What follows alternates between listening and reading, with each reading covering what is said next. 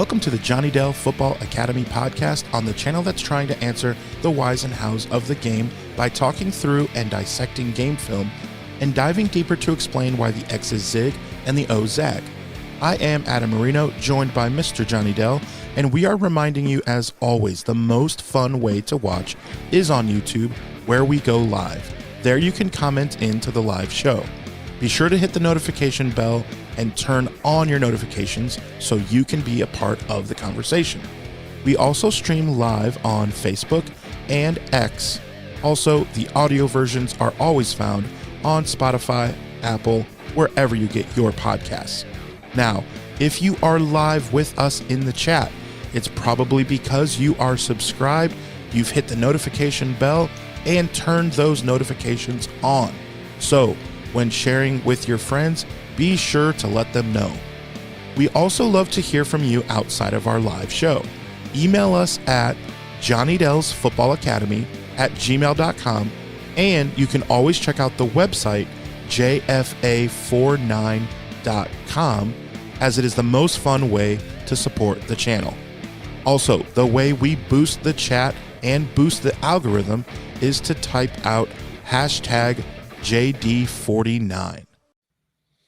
Oh man, it is a Victory Monday. Let us go forth with 1,000 suns. I don't know. I got nothing, but I am. Don't give me that look, Johnny. We have to start with the air horn because we're just keep it going. Let's go. Bro, you're going to break somebody's break the horn. phone speakers. So Cayman's Island podcast starts it off and was wanting the air horn, so I gave extra on that one. But thank you for the super chat. Let's start real quick with the question. I cannot recall a time in the Kyle era where our run game has struggled this many weeks in a row. How and where can we improve? Thoughts? Now, I'll give one answer. You just downloaded the film, but you have not got into it. So Correct. That's part of the answer, right? Correct. So I sorry, Mr. Cayman, I cannot put your super chat up here because I was having some technical difficulties, had to come out, go back in, reset my audio. It doesn't show interface. On your end. It doesn't show. And so I can't, like, if I'm not in here when, like, and stay in here when the super chat comes in, I can't put it up, but we still appreciate it and we will talk about it. So what is going on with the 49ers run game? We are not used to seeing Christian McCaffrey get 3.5 yards per carry. We're used to Christian McCaffrey more being like 4.5 yards per carry, being a little bit higher on that. I will say the biggest things that we're seeing right now is an offensive line that is not fully gelled. They have not been able to play together as a unit throughout training camp. With the injuries to Ben Barch, 2 of them now, just from training camp and regular season. Connor Colby being a rookie that's coming in, Dominic Puni and his knee. I'm not blaming injuries for the entire lack of production. I'm saying that the offensive line as a unit has not gelled. They have been very, very close. Now, that is not the only reason. I suspect when I watch the film that it's very much going to be what we had talked about on Friday, which was Jake Brendel versus 94. And we saw it on one play in particular. Jake Brendel got a holding penalty against this guy of him versus their 335-pound nose tackle. I was worried about that as a matchup going into this game. And I feel like that is pretty much what happened, is that was a rough matchup, and the Cardinals were going to set really hard edges. So when you can't run on the edge and then you have the inability to match up in the run down the middle, it makes it really tough. Now, they did start to see some success as they were getting some toss plays, some pin and pull, when especially the big one to Brian Robinson. That was really good to see. I thought that was a fantastic play call. They were bringing Budda Baker on a blitz, and it was a great timed call. They were also just using some of the short passing game to McCaffrey as a substitute for the run game.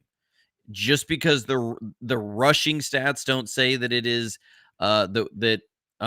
we're having the production there doesn't mean it's the same sort of thing. Bill Walsh used to say a swing pass was an extended handoff because you're trying to do the same thing just way out there. We used to do these with Debo, a lot of these tunnel screens with Debo. We're not as much doing those because we just have been so banged up at wide receiver, and you don't have a Debo out there. Debo was a special talent with the ball in his hands, still is a special talent with the ball in his hands. So you're now using Christian McCaffrey and Brian Robinson and different guys in those sort of same roles, Jake Tonjes being one that has been used the last couple weeks. So just because the rushing stats say that we aren't rushing the ball as well doesn't mean that the same principles of extended handoffs outside of the structure and framework of a box doesn't mean that we're not getting some productivity there, because especially when you look at Christian McCaffrey's production in the pass game, he was targeted. He's on the year. He's been targeted. Looks like 15, or in the game, he was targeted 15 times, 10 catches for 88 yards. He's not being targeted 15 times just as pure pass plays. These are ways of doing extended handoffs.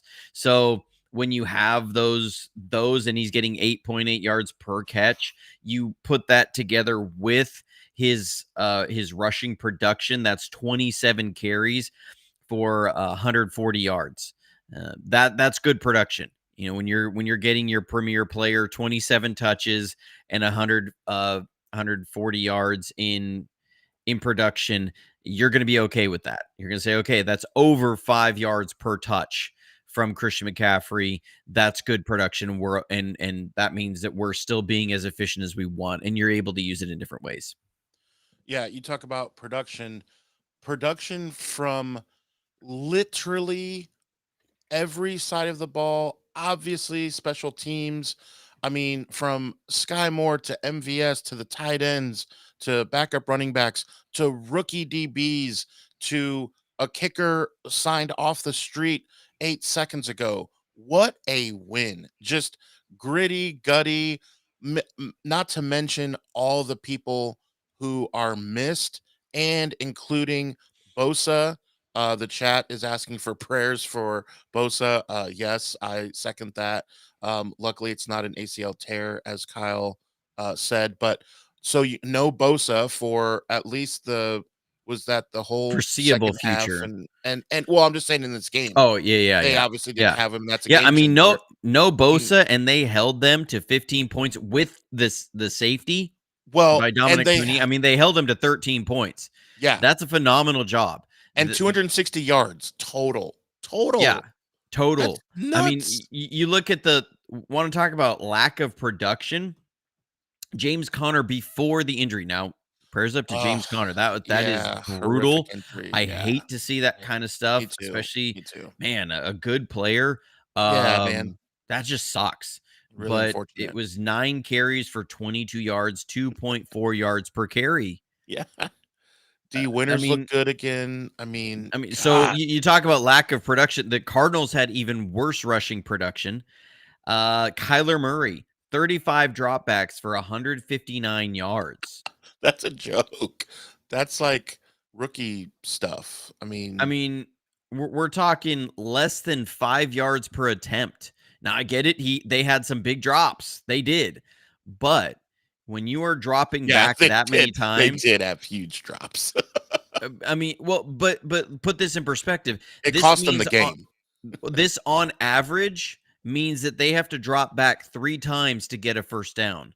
If you have to do that all the way down the field, and that's just to get a first down. If you make somebody drop back 15 times on a drive, you are almost guaranteed by the analytics for something to go horribly wrong for the other team. And so I will say it was a shocker. We lost the turnover battle, really, considering the safety and the interception. And time of possession. We lost We lost those 2-0, which is the turnover battle, which, time of possession, I'm not as big on that as you are. I know you are a huge time of possession guy. You are very possessive, and so you love time of possession. I do. But for me, it's more about turnovers. Like turnovers generally, you have like an 85% chance of winning if you win the turnover battle. And we did not do that. We lost the turnover battle 2-0 and still ended up coming away with a win, which is huge. These are the kind of games we always lost. The last 3 weeks were all games that last year this team lost. And I will say the biggest difference, and we have said it from the moment he was hired, that the biggest offseason addition by the 49ers was Robert Saleh. By far. Robert Saleh, if you are, I energy. know you're not listening to this, but if for some reason somebody in here sends you this, be Kyle's Spagnuolo. Never leave. Please. This is your lane. You will make an incredible amount of money doing this. Your kids won't have to move. You won't have to disrupt your life for the next 15 years. You'll make a boatload of money. Please. Never leave. Robert Saleh. I mean, this is a defense. Like, I remember 2023. We went through the first like 5 games of the year, and I think the defense was averaging only giving up 14 or 15 points per game. The problem was it still felt like they were underachieving because every single drive was a long drive. Now, I know the Cardinals had a lot of long drives in this game, but we're also dealing with a defense that has a ton of new starters on there. You have Jason Pinnock, who was not a full-time starter there with the Giants last year. And like that was his first year starting. This is not a proven veteran that you have playing at safety. You have Marquise Siegel, who is a 4th round rookie who is playing safety. You have Upton Stout, a 3rd round rookie playing in your slot position. You have Michael Williams, a 1st round but rookie. You have Alfred Collins, a rookie. You have CJ West taking a number of snaps, a rookie. You have Bryce Huff, somebody that the league had almost written off. The Eagles had written off last year. These are all new faces to this defense. D. Winters, a first-year true starter. And this defense looks like a top 5 defense in the league. So this is a huge credit. This is so much different than it was 2023. 2023, they had brought in so many proven players. There were so many proven players on this team. It felt like the defense was just underperforming. Yeah. I mean, they remember they went and signed Javon Hargrave that offseason, and that was a huge free agent signing, $24 million a year. You had Fred and Dre. They had Charvarius Ward, who is an all-pro. You had you had Tayshaun Gibson, who had been 4 interceptions the year before. This was a proven defense. You still had Eric Armstead. Like, this is a proven defense. And now, excuse me, they didn't have Eric Armstead on that one. But or did they? I'm totally losing my track of my mind. I'm pretty sure we had Eric Armstead in 2023. It's been a long few days. It's that like you see everything on this and you go, this feels completely different than that defense. That defense in 2023 felt like they were consistently underperforming. This one feels like they are overperforming. Yeah. And that they are just now even better as they go. Now, I know there are some questions and I'm going to look at the film on this. I'm about 90% certain, but I got to double check it on the film. I feel like Fred was getting way too aggressive and he was busting some coverages there with Marvin Harrison being wide open. Both times. Yeah. Well, it was the same play. It was the same play both times. It wasn't even like, well, they did it. They saw it happen and they went, okay, we're coming back to this. Yeah. And this is going to be something that they're going to have to work out on film. And now, again, I could be wrong. I'm not going to assume that I'm right on this. They could want the safety to come down and pick up those crossers on the strong side. But usually where that is that Fred Warner has to go pick up the high crosser that's coming across there. If it's coming from the backside, he's got to pick that up from the backside, and he usually has in years past. So, again, I've got to double check it on the film and kind of make sure of what the rules are, because they might have changed things, and they talk about this, and so there's some changes that might be going on that might also be with Fred. He's got to understand some changes, or it might be the backside curls that they're having go match that in that kind of a situation. I don't know. I've really got to look at the film, but I really feel like that was on Fred Warner, that he was supposed to pick up that high crosser, and he didn't both times. So I don't know. Fred's the kind of player, though, that when something's wrong, he's like the last person that I assume is wrong. So you're trying to you're not sure. Reverse engineer what they're doing, and you go, I can pretty much guarantee Fred wasn't wrong. It looks like he is. So somebody else, and then you try and piece it together of, based upon alignment and what's here and what coverage they're in, of who it makes sense would have had that role most. So yeah, we'll see on that one. But I think that's what happened there. But this is a great win. I mean, we hit a game-winning field goal. We had a game-winning field goal. And I wasn't. It didn't feel like our kicker was relieved. It didn't feel like our kicker was relieved. He hit it.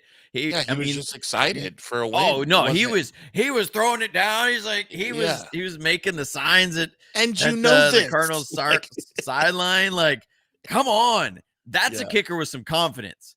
Jake Moody, that wasn't where he was. Jake Moody, when he made a field goal, looked absolutely relieved that he made a field goal. And all of us, even if he made a 25-yarder, were relieved.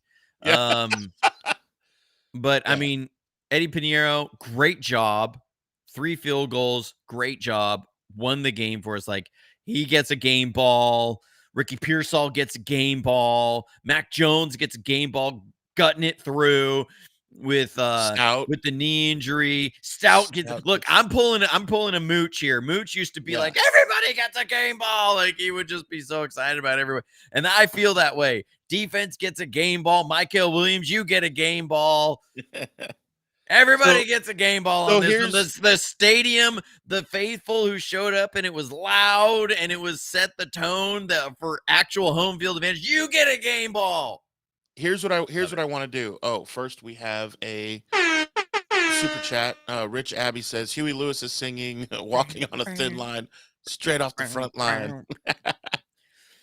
Huey Lewis, yes, from the Bay. I just can't think. Like, I hear Huey Lewis. I know they've got a lot of great songs, but every time I hear even the name Huey Lewis, I just think of The Power of Love.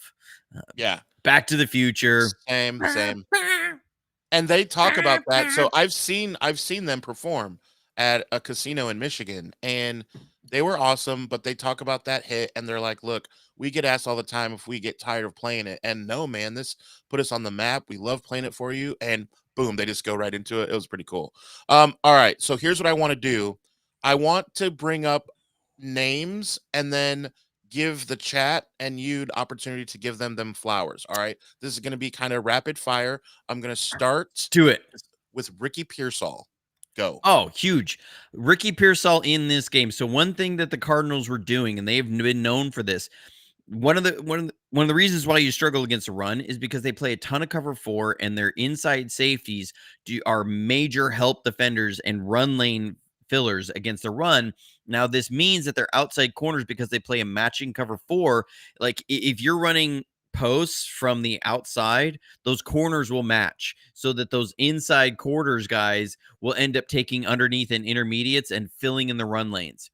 So your outside receivers have to win. And this was a very banged up Cardinals secondary. We are also a very, very banged up 49ers receiver room. It was very evident in this game. We should have been going off in the passing game, but there was a lot of tight window throws, because you have guys like Sky Moore is one of your receivers making catches down this stretch in the 2-minute offense. A guy who did not have a catch all of last year with the Chiefs, who had a terrible receiver room. Just put that in perspective. Okay. MVS was cut by the team that we played week 1 and was starting for us week 1. Okay. Like, let's really put in perspective how not great this receiver room that we walked out onto the field was yesterday. Kendrick Bourne, I love Kendrick Bourne. He's only been here like 10 days. Yeah, 10 seconds. So I don't expect him to be fully ingratiated in the offense. It was like Ricky Pearsall, and that was about it for receivers. And he stepped up. You want to talk about production from a receiver? He had 11 targets, 8 catches, 117 yards. Yeah. That is awesome. When you talk about catch ratio over expectation, 20.9%. Phenomenal by Ricky Pearsall. And let's give some flowers here to both him and Mac Jones. I'm going to pull it up. Next. So that was that was the next one. So let's go ahead. Mac Jones. Yeah. I got to find it first. So Kyle, I love it when Kyle does this because it helps me out so much. I don't have to then diagram things out and then go back and find the plays on there. He told us what the play call was on the big pass to Ricky down the sideline, fourth down. Yes. I'm gonna pull it up so we can all see this play in its glory. Right. So Kyle said that it was trips right, 3-jet Florida. Love it. Okay. Sounds like we're speaking Spanish up in here, but here we are. It's the Florida concept. This one is far right nasty, so that means it's near 3-jet Florida X swirl. This one is much closer to what it is. It wasn't a trips, but it's a fly trio right.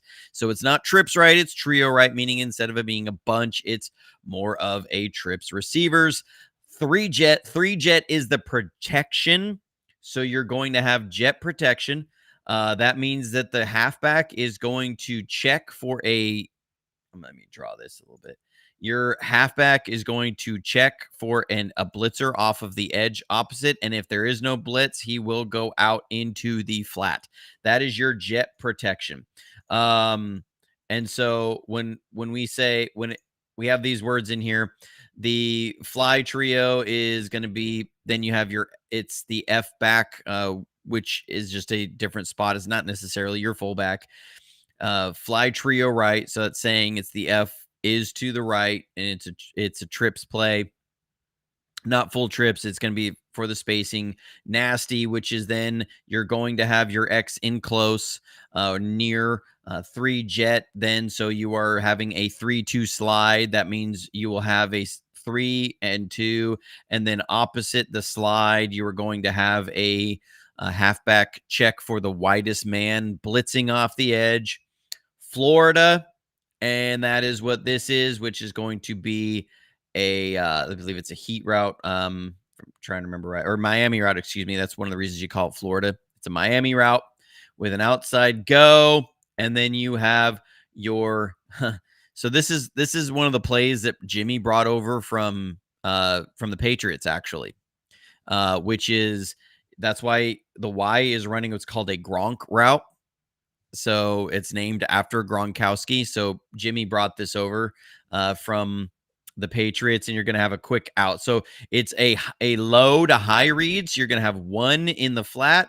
It's meant for the short yardage gain, a 2, so that if there's a defender in this area, you are putting them in a vertical stretch. That is the Florida concept. You're running off. If you have cover 3, a deep third corner, you're running them off, and then you're putting the curl flat in a high-low stretch. What you want is as this F runs the Miami route, they're going to go past the hook player and angle in. That means that you're trying to get that handed off to the backside hook. And so then this player will squat and sit here, and he's going to eye or maybe even work over to where McCaffrey is. And so you're isolating the curl flat player in a low to high, 1 to 2. And that's for your first down. And if you end up where this hook drops back and then you have this hook is dropping, now you've put a curl flat on the opposite side in a vertical stretch. So this is an across the board read. 1, 2, hook here, hook here, and then we're going to read to the curl, high to low. And that's the idea, is if you have this play. Mac Jones, he saw they were in bump press coverage. So let me see if I can erase most of this. It's on here for everybody. Mac Jones walked up, and he could see there was a guy in bump right here on Ricky Pearsall with inside shade. And you could see him on the broadcast grab Jake Brendel and say, when you grab the ball, snap it. Don't even have a count, because he was trying to he didn't want to give them time to adjust out of this. He loved the matchup. 4th down, he goes to the alert to Ricky Pearsall down the sideline. That takes some large cojones by Mac Jones to throw the alert go on 4th and 2 on a play that is designed for everything to be short. Big cojones to Mac Jones on that gritty play. I mean, man, how many of us were sitting there? So I actually watched the game way later. I wasn't able to watch it live. I think I started watching it like at 7:00 Pacific time. And watched it through. So like people were texting me, messaging me, and I was not checking anything because I know better about that. I'd only seen I was Ian Rappaport. He was one of them. So because I didn't know, you didn't tell me. You've been watching it live. I'm usually not on this. Like, I'm going to tell everybody, like, I know, the entire world, don't text me. I'm just giving you crap. But yes, I get it. But when we were watching that and we were down in the red zone and had that failed 4th down at 4th, that red zone trip. Yeah. How many of us were just clutching our pearls and sitting there thinking, Mac Jones is going to be out of this game, and we are going to have Adrian Martinez, who has not thrown a single regular season pass in the NFL, coming in at quarterback against a team that we have not been able to run the ball against. We are screwed. Like, which is the reason. How many of us were Michael Scott walking out and saying, everybody, we are screwed? It's the reason you said that Brock was playing last game, because you're like, this guy from the practice squad, they're not going to just let him be the backup. And sure enough, that's exactly what is happening, which is wild, I will say. Let's real quick get to another super chat, because Cornelia says, let's give some flowers to Kyle for his closing half clock management, not taking the timeouts to the locker room like souvenirs. Look, well, honestly, and it was great execution across the board. And if there's one thing I'd like to see Brock Purdy improve on, is remember who you were in 2023, that you were the guy who you were the point guard who dished everything out. And that's what I felt like Mac Jones, in coming in here, had to realize that, because he had such a rough time. And he's like, I just got to I'm not an athlete, and so I need to get the ball out. We've seen Brock trying to force some of those intermediate throws too much. And it's like, take the underneath stuff. Like, it's okay being dink and dunk. I don't find it as a pejorative. So you can do that. And that's what Mac did. And so, like, loved the execution of that. They were able to go down the field, score before halftime, then get the ball coming out of the half. That is what they try and do every single time. Like, that is the goal every time they get the ball with less than 3 minutes left in the half. Their goal is to be the last one that touches the ball, because there's also metrics that say if you're the last one to touch the ball, like, have an actual drive, not just we got it and then we kneel down. If you're the last one to touch the ball going into the half, that you have like a 60% chance of winning. So that's always their goal. And yeah, it was not just Kyle's closing halftime management. It was also the team execution of that, of being able to take the small stuff to chew the clock down, but also still move the ball. Great job by all of them. Yeah. So let's shift to defense. We're still giving flowers out. Huff. I'm talking about Bryce Huff, right? Okay. Sorry, when people say Huff, I was thinking of Hufanga, of Talanoa Hufanga, and I was like, obviously, why are we bringing up Hufanga? Well, because we always called him Huff. We always called him Huff. So I well, hear that and I was like, there's why a are we guy who talking about the deserves Broncos? flowers. Okay. There's a guy who Yes. deserves flowers. His last name is just literally Huff. I don't know what else. I understand. Okay. Look, like I said, it's been a long weekend. No, awesome job. Bryce Huff was brought in here to be a specialist pass rusher, a third down guy. And suddenly he found himself in this game being an every down guy. And he stepped up and he held up against the run and he caused some pressures on Kyler Murray. Kyler Murray still ran for a few too many yards than I'm comfortable for, but that's what Kyler Murray does. Yeah, he also missed some layups that in the passing game that we've talked about. He also had some receivers have some drops, but man, huge game by Bryce Huff. Huge. Yeah, that was just super fun to see him make some plays, So speaking of plays, the next guy up is D Winters. I'll say the first and last name to help you out. I mean, everybody knows how much I love Dre Greenlaw. D Winters has made the 49ers faithful forget about Dre Greenlaw. And he's hurt. He's hurt anyway. He's not playing. Which is no small thing. Yeah. And the entire offseason, we heard the 49ers let Dre Greenlaw go. He was such a good talent. Should have found a way to keep him. They weren't willing to pony up. The 49ers did Dre wrong. Nobody is saying that right now. Dre Greenlaw, we talked about it after Dre walked. We said, we love Dre Greenlaw, but he had either missed or not played in 41% of his games. Yeah. He did not finish 5 games. He missed 36 other, and he had 100 career games that he could have potentially played in. The guy missed that was 41 out of 100 games. That is 41% of games you play. You are either not finishing the game or not appearing in the game. That was why Dre Greenlaw is not paid as one of the highest paid linebackers in the league, because he doesn't have the best ability, which is availability.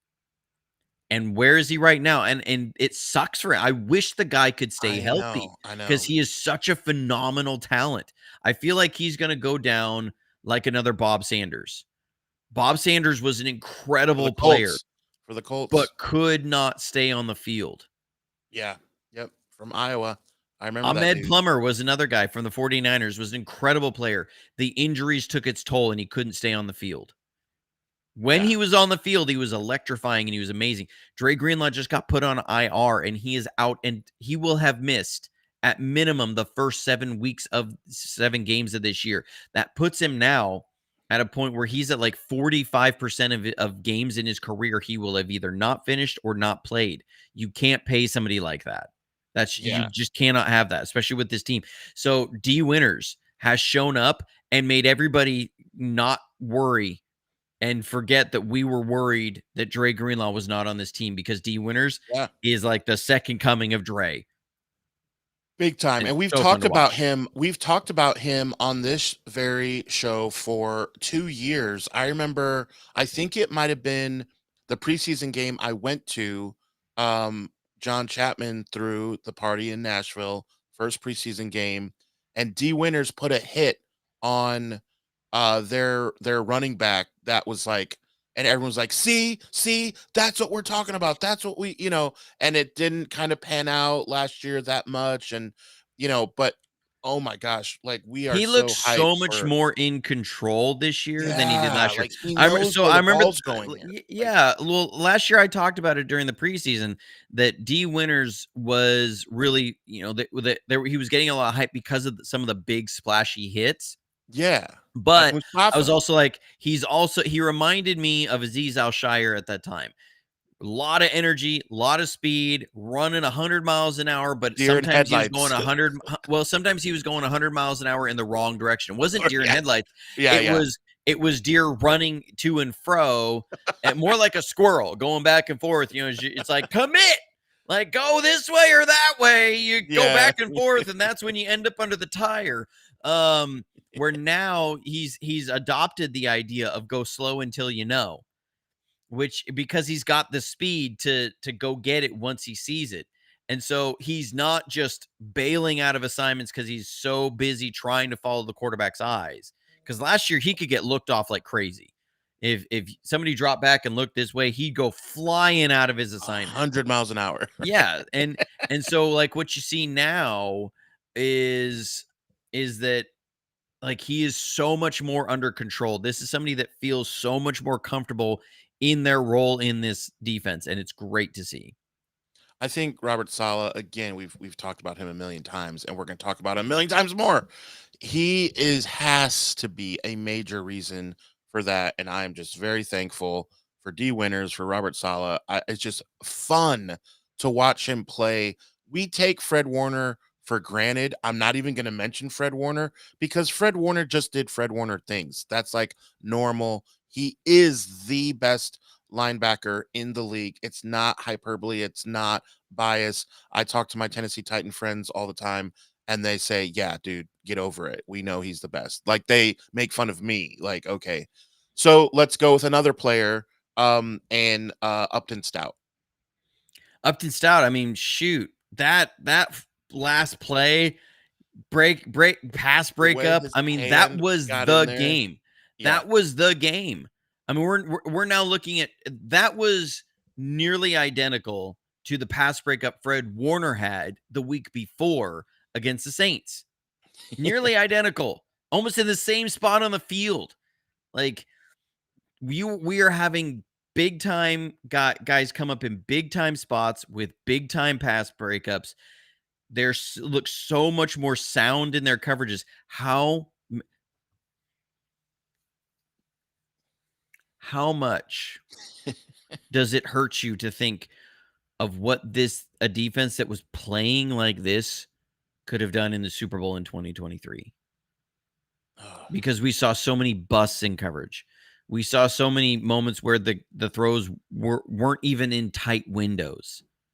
And you're now seeing like there are guys that are playing with fundamentals of technique and that the scheme is tied to the fundamentals of technique. All of this is cohesive. This is what real good defense looks like. Now they're going to have their ups and downs, but right now through the first 3 weeks, they are all trending up. Michael Williams has played better. Alfred Collins has played better. Upton Stout has played better.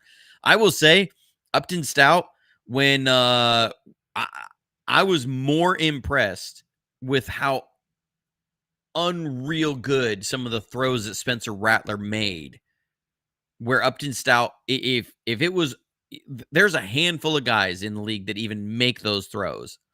And against most other quarterbacks, where Upton Stout was, those are pass breakups. And so, like, to see him just out there and competing and fighting and fighting to the ground for the ball, man, this is different and it looks great. Yeah, there's a little sidebar that I suppose let's get into. The chat is going a little bit starting to compare Patrick Willis and Fred Warner. And you said something, we've talked about this before, and what your take was before, and I want to ask you now because it has been, a little bit since we talked about it. Here's what your take was before, Johnny, and I want to see what you think. You mentioned before that Fred is phenomenal, but you need to see basically a little bit more, that he is on pace to be as good, or to say like, oh, the guy was better. He's on pace for that if he continues, but you need to see a little more. Do you still feel exactly that way? Has he shown you that Fred Warner is about to overtake Patrick Willis? What are your thoughts now? And then we'll get into Lisa's super chat. So my thoughts have been the bar that Patrick Willis set was so insanely high. So insanely high. Because remember, Patrick Willis was the player on the defense for years. For 4 seasons, he was the only guy we really had on defense. I'm talking 2007, 2008, 2009, and 2010.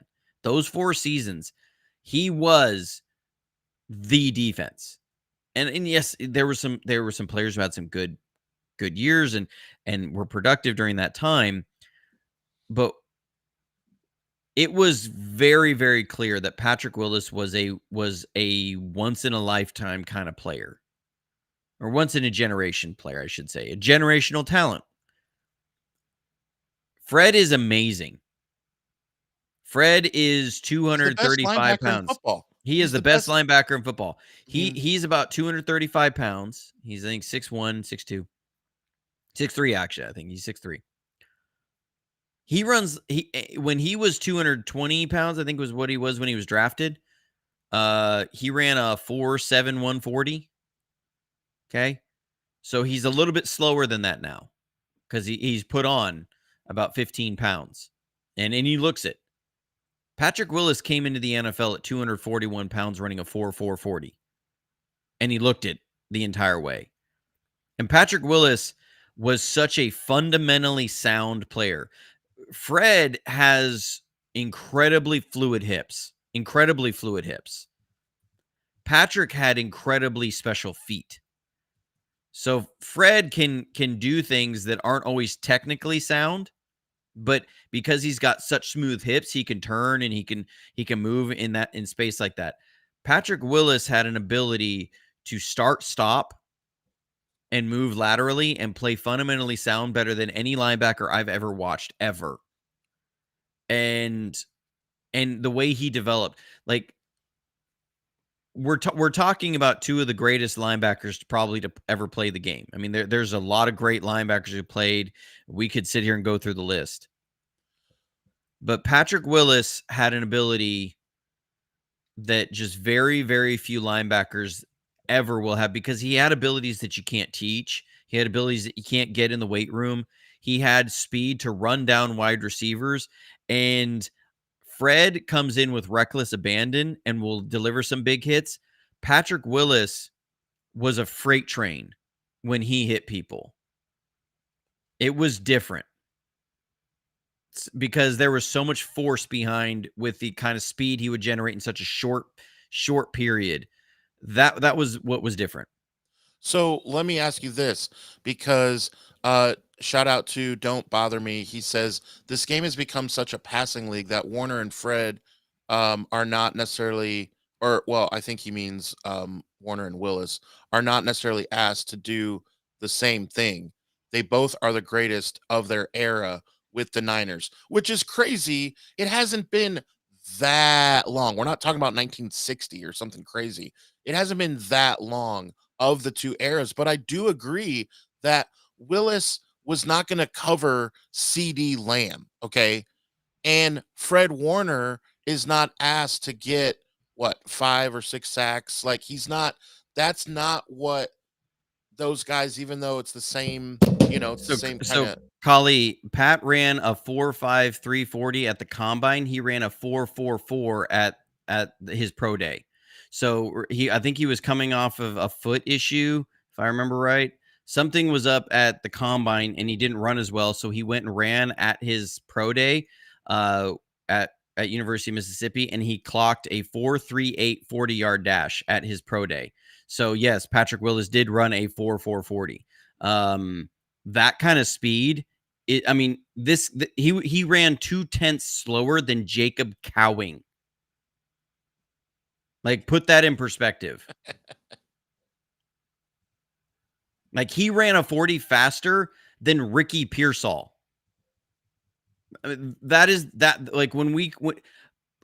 Whenever we bring up the debate or talk about Fred and Pat, that will always be the separating factor. That Patrick Willis, there were certain plays you didn't see him running all the way to the sideline for because he got there before it could get to the sideline. Like, that was just the difference. Like, they were just, Patrick Willis had unreal speed for his size at the linebacker position. Just unreal size or unreal speed. Yeah, and we'll see. Let's check in 2026 and see how it goes. Again, the chat was kind of just going off a little bit. Strawberry, don't apologize. It's always fun. That Strawberry, you have contributed like a billion awesome things to the chat, so do not ever I'm always causing problems. No, you're not. All right, next person is the kicker. to give Eddie flowers. Pinheiro. I Come mean, on. come on. Come on, Pinheiro.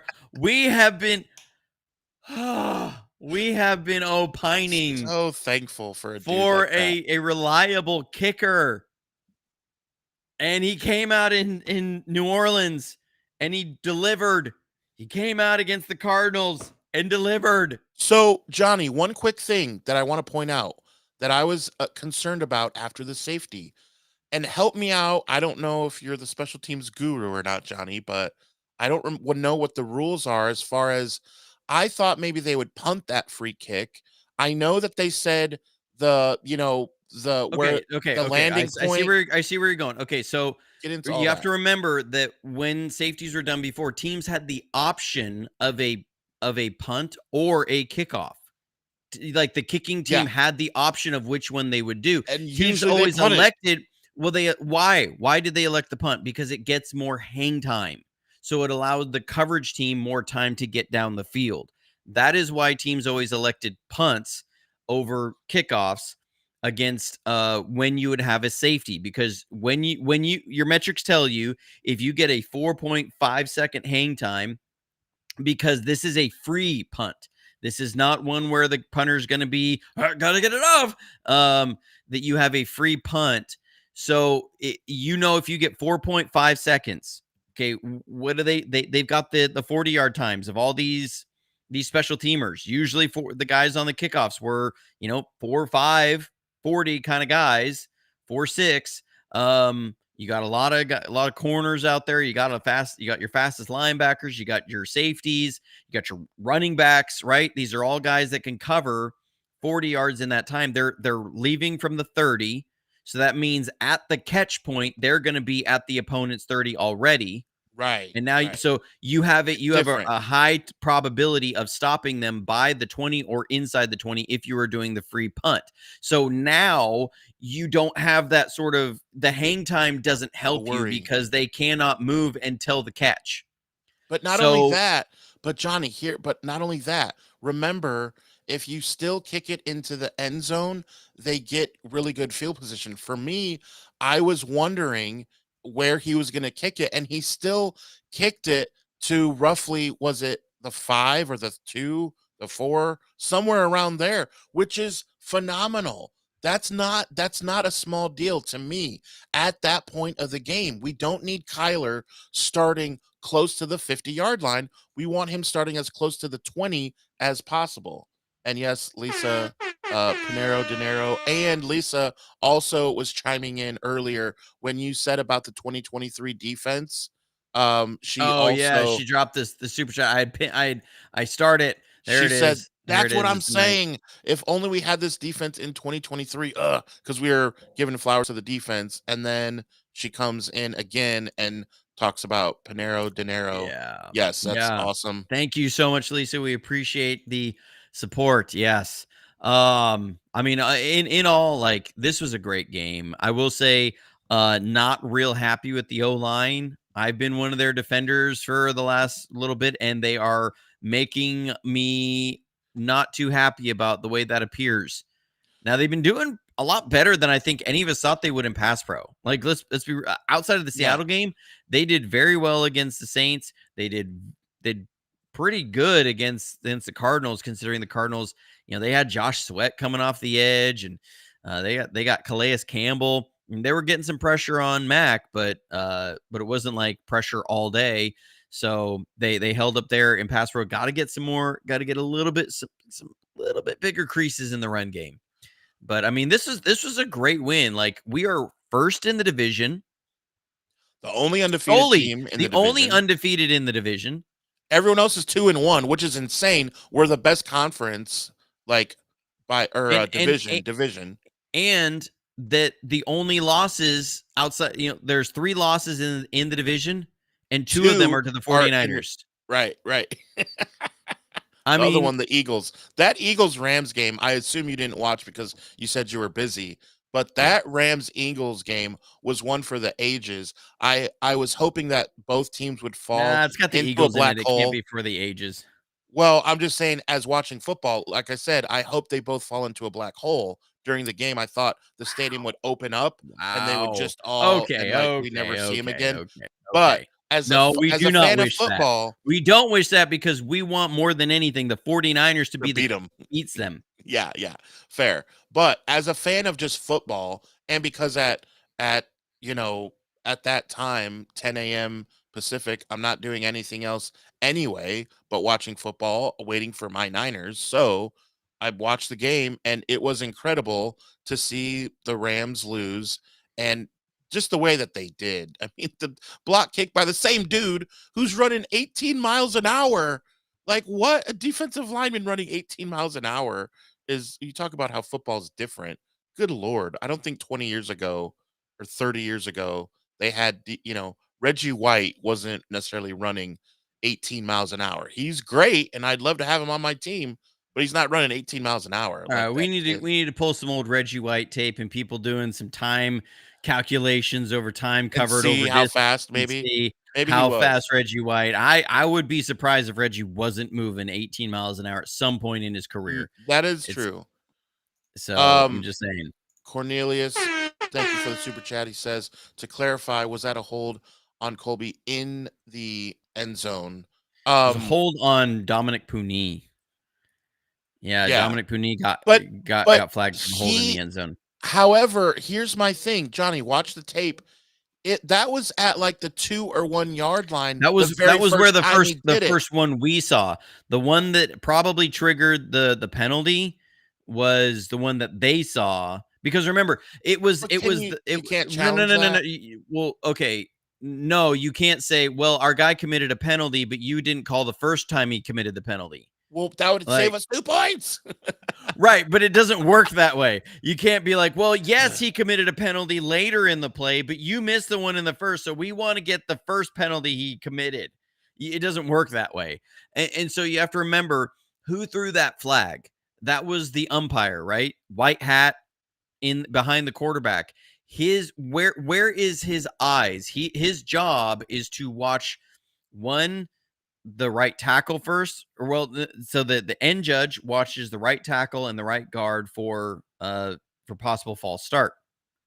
The umpire is watching the backfield for possible false start. Like if the quarterback jerks back and or makes movements that would simulate a snap, the snap of the ball, they can't do that. So the quarterback or the umpire is watching the quarterback, and then once the play starts, the umpire's eyes are at the quarterback to watch for things like grounding, to watch for things like roughing the passer. The back judge on that side is responsible for the offensive line. And then if it's a handoff, the umpire goes to his side on the offensive line. Like they have where they're supposed to be. So when it's the umpire that throws the flag, that means he saw it after his eyes have moved off the quarterback. He's watching the quarterback at the snap. He misses the initial hold. And so when Calais Campbell is about to get to Mac Jones, he sees the hold by Dominic Puni, and that's when the flag was thrown. So it does make a difference on which umpire threw the flag. Yeah. I remember seeing the replay. I'm like, no, the original hold was not in the end zone, so they should have the ball right there and let us punt it or something. But yeah, that was wild. Then we almost got a safety by letter of the rule. They were correct, right? You did see that the ball Yeah, and like apparently the wrist. ball also has to be behind in the end zone. Gosh. And the fact that Kyler got that throw off the way he did, I mean, kudos to him. It was still a Kyler play. But yeah, I was really hoping for a safety in return on that, but I know, right? didn't Everyone get thought it. like in real time, everyone's like, "Oh, that's obviously a safety," but because we knew I it thought didn't it get to was. the line of I scrimmage. was like, Scrimmage. that's a safety. That's Yeah, a yeah. safety. We were all going like this. Yeah, you love it. All right, Were so you like an man, Egyptian? yeah, exactly. Yeah, just what a game! Excited to be 3-0 with teams like the Bills. I mean, gosh, like you look at the teams that are 3-0. There's only 5 or 6. The Eagles, um. So I I mean, know yeah. our schedule. I know, like I that's mean, gonna be a thing this year. Jacksonville, I will say Jacksonville is 2-1, and they just took down the Texans, who were 0-3. Yeah. 0-3. Yeah. I'm not wishing for this because I love D'Amico more than anything. But I will say, if Robert Saleh moves on this year, is there a chance? Is there a chance we can get Miko back? I'm not speaking that. I want the best for Miko. I think actually Miko would have a better chance of going and coaching in Alabama. The odds are on that him being the coach there, but I'd love to have Miko succeed Saleh again. But that's just because it feels like inevitable that with the way this defense is going, Saleh is going to get another op. But I mean, looking at Jacksonville now, they are 6th in the AFC currently. Liam Cohen's gone there. We'll talk about more of this on Friday. Just beat the Houston Texans. Yeah. A great defense. All that there. Are you worried about the Jacksonville game coming up? So